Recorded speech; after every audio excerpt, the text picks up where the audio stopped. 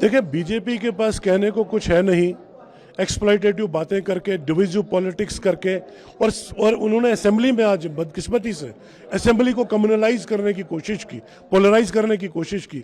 इनको ये चाहिए कि इस हाउस की एक सैंक्टिटी है, इसका एक तकद्दुस है, उस तकद्दुस को मद्देनजर रख के यहाँ पे लोग हमको माइनॉरिटी देख रहे हैं और लोगों के इश्यूज आज टेकअप होने थे।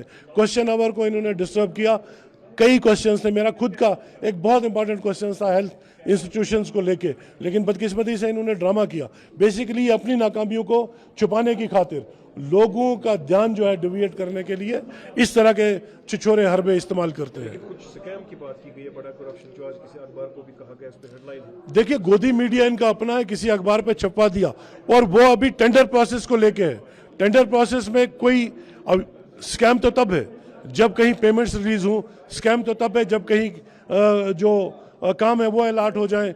अभी जो टेंडर हुआ है, टेंडर पे सवालिया निशान हुआ है। टेंडर की अभी टेक्निकल सैंक्शन होनी है, उसकी स्क्रूटनी होनी है, टेंडर पास होता है, फेल होता है, ये इसके बाद का प्रोसेस है।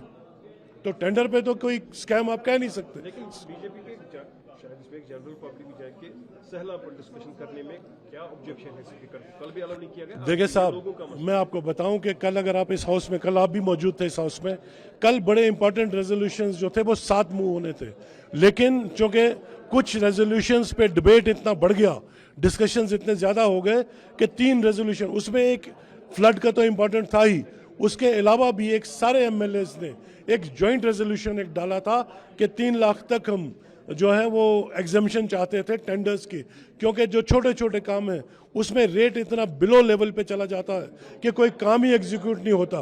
तो हमने उस कंसर्न को सामने रखते हुए हमने एक रेजोल्यूशन पेश किया था, लेकिन बदकिस्मती से वो टाइम खत्म हो गया और एडजर्न हो गया हाउस, वो लैप्स हो गए। लेकिन हमें उम्मीद है कि अगले जो बजट सेशन होगा उसमें ये टेकअप होंगे। बीजेपी ने वॉकआउट कर दिया।